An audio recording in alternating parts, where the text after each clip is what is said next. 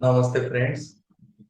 आज अपन देखने वाले हैं वर्चुअल डिजिटल असेट मतलब क्या। वर्चुअल डिजिटल असेट में क्या आता है, इनकम टैक्स प्रोविजन उस पे कैसे एप्लीकेबल होती है, 31 मार्च 2022 से पहले इनकम टैक्स प्रोविजन क्या कहती थी, 31 मार्च मतलब 1 अप्रैल 2022 के बाद में इनकम टैक्स में क्या चेंजेस हो गए, कौन सा सेक्शन एप्लीकेबल हो गया, कौन सा सेक्शन में क्या आ गया, कितना परसेंट टैक्स लगता है इनकम टैक्स। तो ये सारे जो अपने क्वेश्चंस हैं, वो क्वेश्चंस के मैं आंसर देने के लिए आज ये वीडियो बना रहा हूँ। नमस्ते, मैं हूँ सीए शहनशाह मुजावर। मैं प्रैक्टिसिंग चार्टर्ड अकाउंटेंट हूँ। तो आज अपन देखेंगे वर्चुअल डिजिटल असेट्स और changes in income tax act 1961। तो वर्चुअल डिजिटल असेट पे कैसे टैक्स एप्लीकेबल हो गया है। तो चलिए आज मैं आपके साथ पीपीटी शेयर करता हूँ। तो ये है मेरी पीपीटी,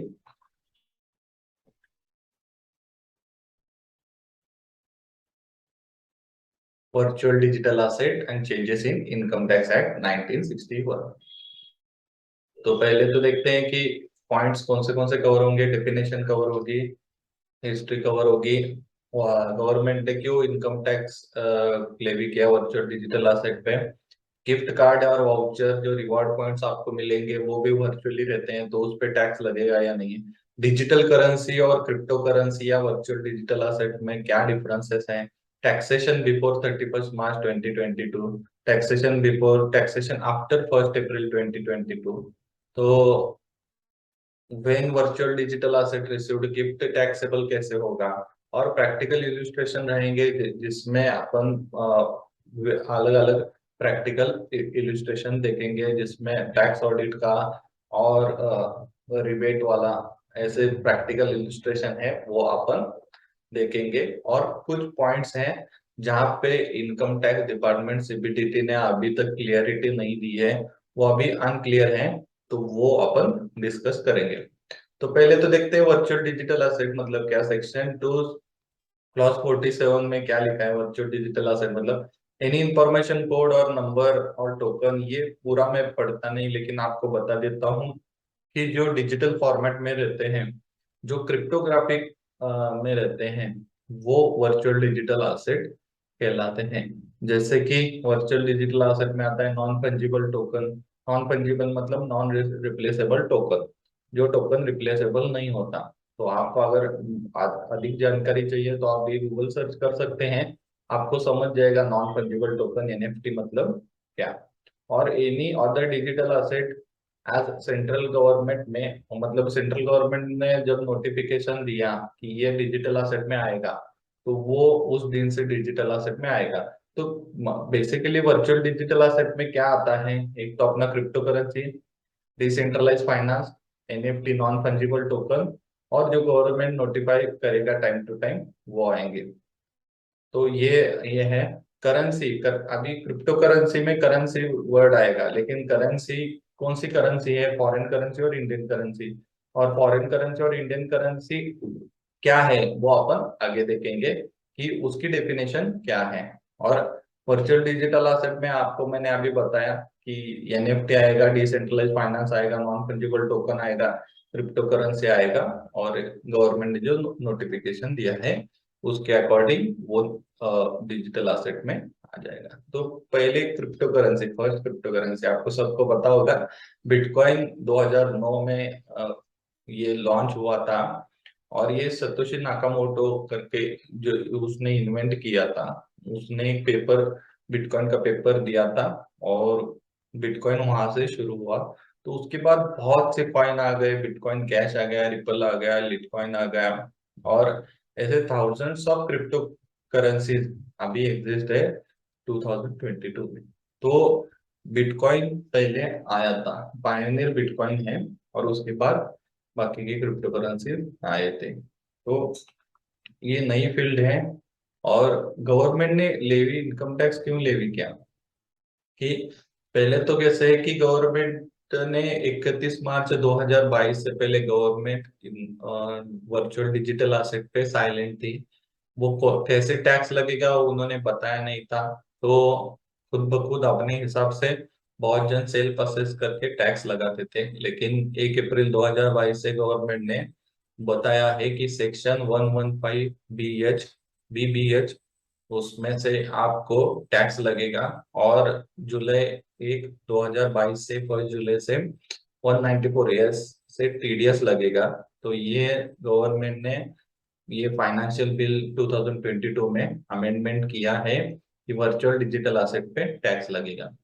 तो वर्चुअल डिजिटल असेट पे टैक्स लगेगा मतलब ये लीगल हुआ क्या, या लीगल टेंडर माना जाएगा क्या? तो मेरा मानना है कि वो लीगल टेंडर नहीं माना जाएगा, लीगल स्टेटस उसे नहीं है, क्योंकि वर्चुअल डिजिटल असेट या क्रिप्टो करेंसी ये करेंसी में भी नहीं आते, सिक्योरिटीज में भी नहीं आते, और कमोडिटीज में नहीं आते। तो सिक्योरिटी एक्सचेंज भी उसे कहा नहीं जाता, कमोडिटी एक्सचेंज भी कहा नहीं जाता, और करेंसी एक्सचेंज में भी उसे ये नहीं है। इनका अलग से एक्सचेंज है, क्रिप्टो एक्सचेंज, जो सेल्फ रेगुलेटेड है। और जो सेल्फ रेगुलेटेड रहता है, गवर्नमेंट के अंडर रेगुलेशन नहीं है, तो उसे लीगल माना नहीं जाएगा। तो ये लीगल टेंडर नहीं है।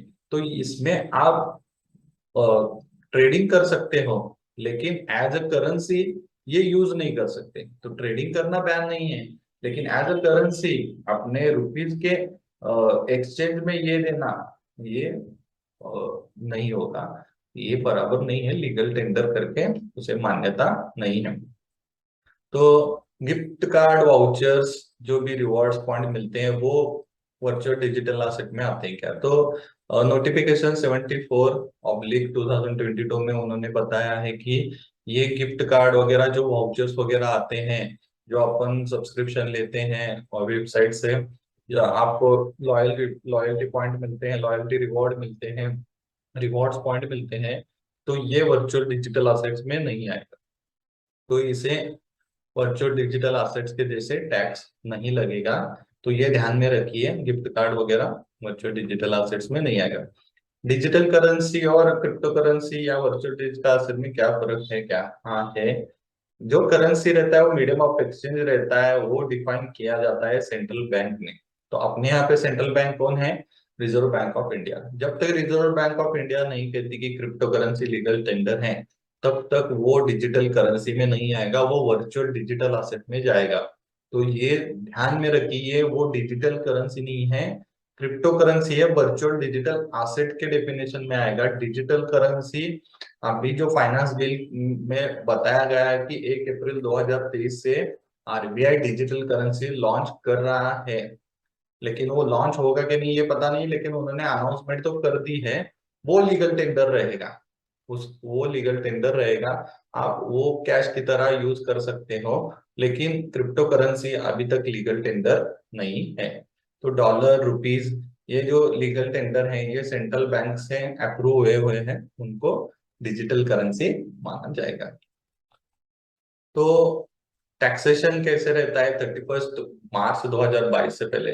तो PGBP, कैपिटल गेन और इनकम फ्रॉम अदर सोर्सेस, ये तीनों में digital currency, virtual digital asset, virtual digital asset कैसे टैक्स होता है? तो PGBP में कैसे होता है कि अगर उनका बिजनेस बिजनेस है, मतलब ट्रेडिंग बिजनेस कर रहे हैं वो क्रिप्टो करेंसी में, तो वो बिजनेस माना जाएगा और बिजनेस में टैक्सेबल होगा।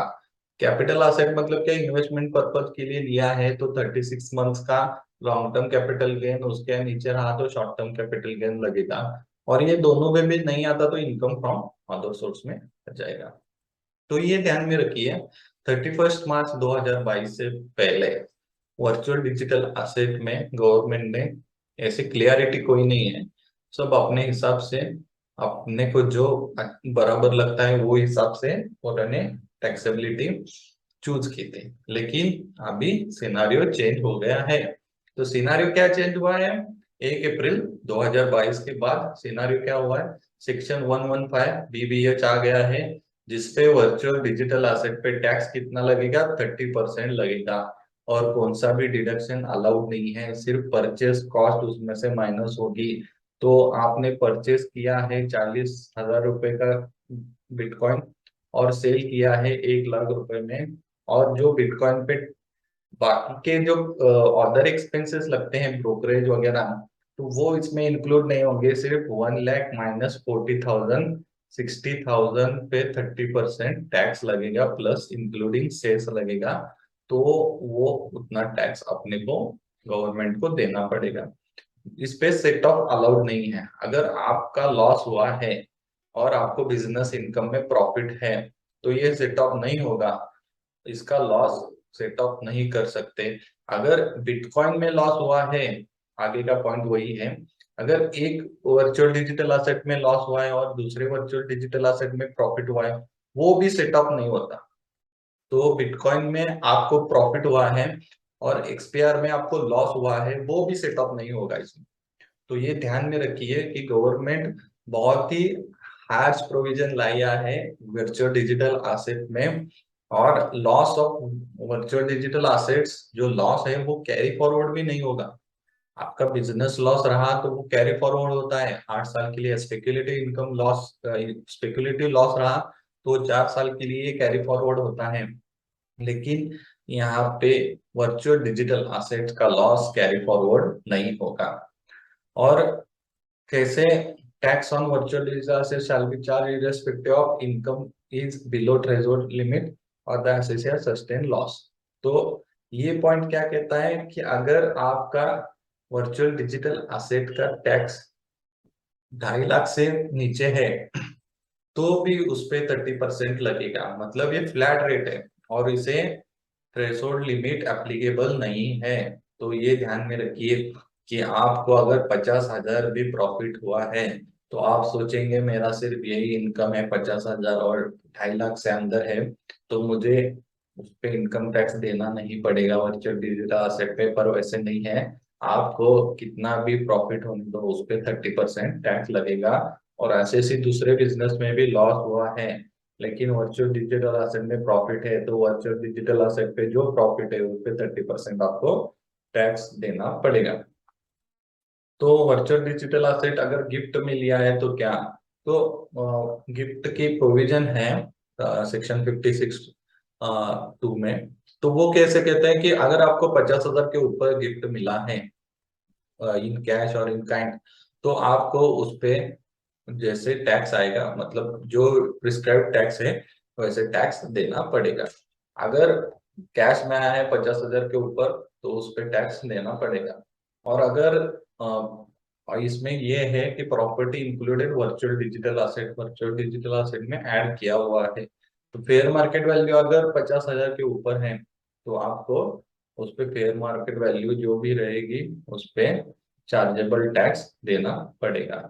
अगर फेयर मार्केट वैल्यू के नीचे दिया है तो क्या रहेगा, तो फेयर मार्केट वैल्यू माइनस जो कंसिडरेशन रहेगा वो अगर 50,000 के ऊपर जाता है तो आपको उस पर टैक्स देना पड़ेगा।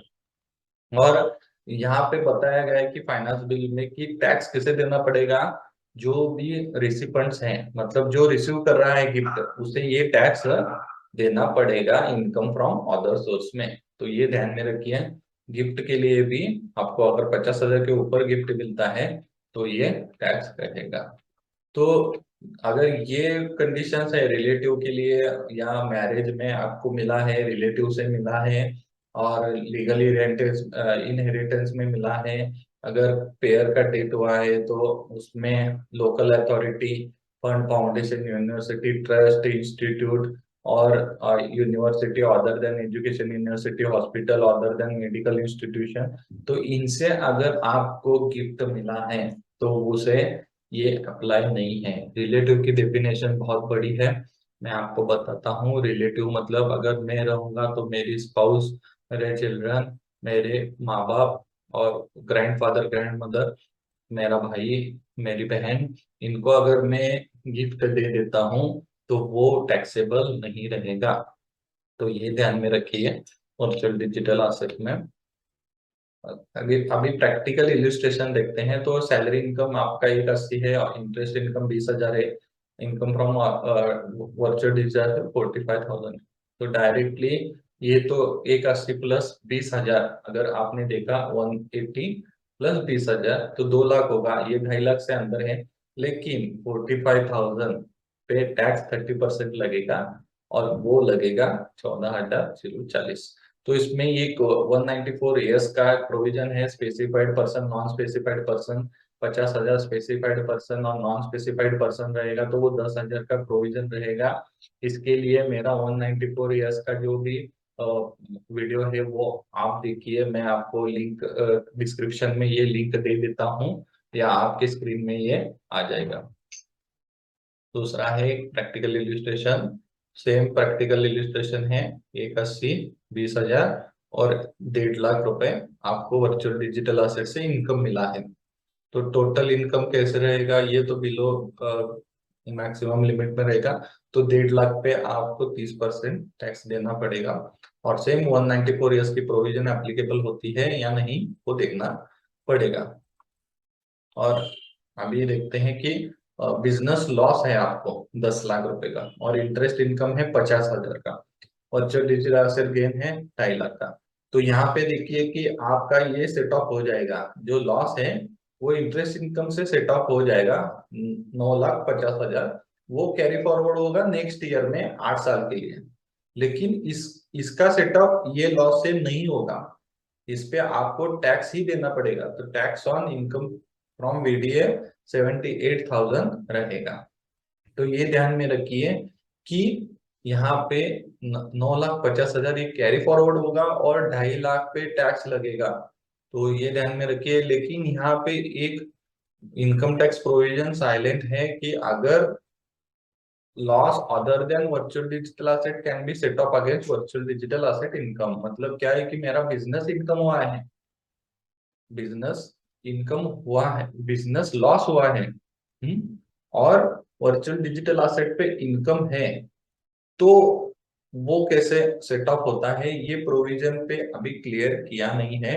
लेकिन मुझे लगता है कि वो प्रोविजन मेरे हिसाब से ऐसे लगता है कि ये प्रोविजन पे अपने को कोई बेनिफिट नहीं मिलेगा, मतलब लॉस कैरी फॉरवर्ड ही करना पड़ेगा और वर्चुअल डिजिटल इनकम जो है वो उस पर टैक्स लगेगा। अगर आपका बिजनेस इनकम है और वर्चुअल डिजिटल एसेट पे लॉस है तो उसका क्या होगा, उस पे अभी गवर्नमेंट साइलेंट है, गवर्नमेंट ने कुछ नहीं बताया कि बिजनेस इनकम का set of virtual digital asset के लॉस से होगा क्या नहीं, उस पे अभी गवर्नमेंट साइलेंट है। तो आगे देखते हैं कि सैलरी है 3 लाख, इंटरेस्ट इनकम 50,000 और वर्चुअल डिजिटल गेन 1 लाख हुआ है। तो कैसे है कि 3 और 50, 3.5 और 4.5 लाख है। अगर आपका 87A रिबेट है तो रिबेट में कैसे रहता है, तो 87A रिबेट पहले तो देखते हैं क्या है कि आपका इनकम अगर 5 लाख के ऊपर चला गया तो आपको 2.5 लाख से टैक्स लगता है। ये बहुत जनों को पता नहीं, आपको लगता है कि 5 लाख तक नील है, हाँ बराबर 5 लाख तक नील है। लेकिन आपका जैसे ही 5 लाख के ऊपर प्रॉफिट चला जाएगा, ग्रॉस टोटल इनकम चला जाएगा, तो वहां पे आपको 2.5 लाख से 5 लाख 5% टैक्स देना पड़ता है और 5 लाख के ऊपर 20% टैक्स देना पड़ता है। तो ये ध्यान में रखिए, ये 87A का रिबेट दिया हुआ है, गवर्नमेंट ने आपको डिस्काउंट दिया हुआ है। अगर आपका 5 लाख के अंदर इनकम रहेगा तो 2.5 लाख से 5 लाख जो 12,500 टैक्स लगता है वो रिबेट अपन क्लेम करते हैं।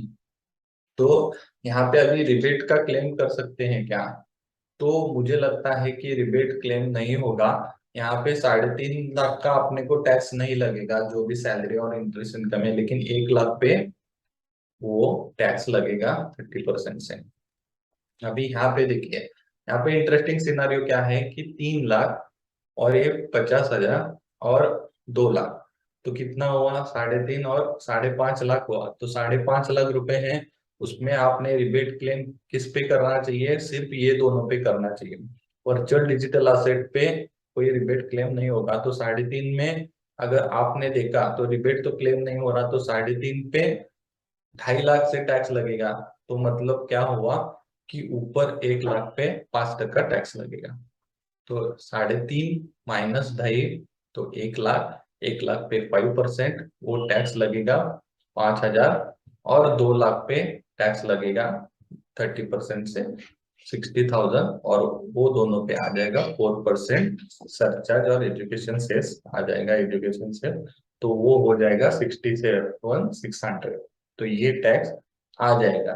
तो ये ध्यान में रखिए, 3.5 लाख माइनस 2.5 लाख, 1 लाख, 1 लाख पे 5,000 टैक्स आया, और ये 2 लाख पे 60,000 टैक्स आया, और इनका एजुकेशन सेस चार्ज किया तो 67,600 टैक्स आया। तो वैसे ही अभी आपने देखा तो रिबेट का 3.5 और 5.5, तो अगर आपको रिबेट अवेलेबल नहीं है तो 3.5 लाख पे total income claiming no tax on levy, तो डायरेक्टली 3.5 लाख ये रिबेट के अंदर आ जाता है, मतलब 5 लाख के अंदर आ जाता है, तो उस पर टैक्स नहीं लगेगा। वहां पे कैसे है कि ऐड करके अगर देख लिया और रिबेट अवेलेबल नहीं है तो वो 3.5 लाख पे आ जाएगा, और 5 लाख तक नीचे कुछ नहीं लगेगा, और 2 लाख पे टैक्स आ जाएगा 62,400। ये सिर्फ टैक्स आ जाएगा 60,000 और प्लस 4% एजुकेशन से इतना ही टैक्स आएगा। तो 44 AD एप्लीकेबल है क्या? तो 44 AD बिजनेस इनकम के लिए एप्लीकेबल है, वर्चुअल डिजिटल असेट पे एप्लीकेबल नहीं है। अगर आप इनकम फ्रॉम बिजनेस है तो 6%, 8%, 6% डिजिटल आपके रिसीट्स है, डिजिटल पेमेंट रहा तो 6% आता है, 8% अदर देन डिजिटल पेमेंट पे आता है। तो 44 AD सिर्फ एक 1.9 CR पे आएगा, और 11 लाख पे आपको 30% टैक्स भरना पड़ेगा। तो ये उन्होंने बताया है कि section 44 AD will be applicable income from income of business 1.9, and section 115 BBH will be applicable for 11 lakh. तो ये ध्यान में रखिए। बे क्या है कि टैक्स ऑडिट एप्लीकेबल होगा क्या? तो 90,000 आपका इनकम है, 11 लाख आपका, 90 लाख आपका इनकम फ्रॉम बिजनेस है, वर्चुअल डिजिटल असेट 11 लाख है, तो टोटल टैक्स अगर देखा तो टोटल इनकम कितना हुआ? तो 1 लाख, 1 करोड़ 1 लाख रुपीज आपका इनकम हो गया, और उस पे 44 AB एप्लीकेबल होगा। क्योंकि कैसे है कि ग्रॉस रिसीट आपका 1 करोड़ के ऊपर गया है, आप बिजनेसमैन हैं, और अगर प्रोफेशनल्स हैं तो उस पे कैसे लगेगा, 50 लाख के ऊपर उनका रिसीट गया, तो आपको 44 AB टैक्स ऑडिट का प्रोविजन एप्लीकेबल हो जाता है। तो ये ध्यान में रखिए। अगर कोई भी प्रैक्टिकल इलस्ट्रेशन आपके ध्यान में नहीं आया तो प्लीज मुझे कमेंट बॉक्स में बताइए, मैं उस पे और क्लेरिफिकेशन दे दूंगा। और मोर क्लियरिटी किसमें है? एक तो 87A जो रिबेट है, तो रिबेट एप्लीकेबल किस पे होगा या नहीं होगा, तो वो देखना पड़ेगा कि रिबेट वर्चुअल डिजिटल एसेट पे एप्लीकेबल है या नहीं है। और मेरा ओपिनियन, मुझे लगता है कि गवर्नमेंट ने हार्श प्रोविजन निकाला है तो ये एप्लीकेबल नहीं होगा। अगर दूसरा है कि अगर लॉस रहेगा डिवैल्यूएशन ऑफ स्टॉक, तो वो कैसे दिखाना है वो क्लियर नहीं है। एक तो कैसे कि प्राइस चेंज होते हैं, लेकिन फॉरेन करेंसी से अपन ने परचेस किया है तो फॉरेन करेंसी बहुत फ्लक्चुएट होती रहती है, तो वहां पे जब लॉस या प्रॉफिट होता है तो वो कैसे दिखाना है, वहां पे कोई उसका लॉस का ट्रीटमेंट दिया हुआ नहीं है। दूसरा, अभी तीसरा है कि जो भी लॉस है 31 मार्च 2022 से पहले, क्योंकि ये जो प्रोविजन मैं बता रहा हूँ ये 1 अप्रैल 2022 के बाद की बता रहा हूँ। 31 मार्च 2022 के पहले अगर लॉस है तो वो सेटअप होएगा या नहीं होगा, कैरी फॉरवर्ड होगा या नहीं होगा, यह अभी तक बताया गया नहीं है। तो किसे अगर 31 मार्च 2022 से पहले लॉस हुआ है और वो उसने कैरी फॉरवर्ड किया है, तो वो अभी सेटअप लेगा या नहीं लेगा, क्या करेगा, वो अभी बताया नहीं है। और ये मैंने पहले ही बताया है कि आपको बिजनेस इनकम है और वर्चुअल डिजिटल एसेट पे लॉस है, तो वो सेटअप होगा या नहीं होगा। मतलब क्या कि loss other than virtual digital asset can be set of against virtual digital income, तो कैसे है वो अभी तक बताया गया नहीं है। तो क्या डिस्कस किया अपन ने? डेफिनेशन डिस्कस किया, हिस्ट्री डिस्कस किया, गवर्नमेंट ने लेवी क्यों किया है, गिफ्ट कार्ड और वर्चुअल और रिवॉर्ड पॉइंट्स, ये इस पे वर्चुअल डिजिटल एसेट का टैक्स एप्लीकेबल होगा क्या नहीं होगा, डिजिटल करेंसी और वर्चुअल डिजिटल एसेट डिफरेंस है क्या? हाँ डिफरेंट है। डिजिटल करेंसी मतलब लीगल टेंडर रहेगा जो सेंट्रल बैंक ने इश्यू किया हुआ रहेगा। टैक्सेशन बिफोर देखा, टैक्सेशन आफ्टर 1 अप्रैल देखा, वर्चुअल डिजिटल असेट अगर गिफ्ट में मिला तो कैसे टैक्सेबल होता है। और अपन ने सब प्रैक्टिकल इलस्ट्रेशन देखा कि कैसे वर्चुअल डिजिटल असेट असेट का अपन कंपटीशन कर सकते हैं, वो कैसे अपने को चार्ज करना है टैक्स। तो ये है। और जो क्लियरिटी पॉइंट है जो अभी तक मुझे लगता है कि वो वहां पे गवर्नमेंट ने क्लियर बताया नहीं है, तो उसका एफएक्यू जल्दी आ जाएगा। एफएक्यू आने के बाद मैं उस पे ही वीडियो बना दूंगा। तो ये अपन ने डिस्कस किया है। Thank you. ये सोर्स है handbook on taxation of virtual digital asset by ICAI. वहां से मैंने ये पढ़ के ये मेरा पीपीटी तैयार किया है। तो ये वीडियो कैसे लगा मुझे जरूर बताइए। बहुत से प्रोविजंस अभी क्लियर होने बाकी है वर्चुअल डिजिटल असेट के। और ये वीडियो अगर आपको अच्छा लगा तो आपके दोस्तों के साथ, मित्र परिवार के साथ शेयर कीजिए। Thank you very much.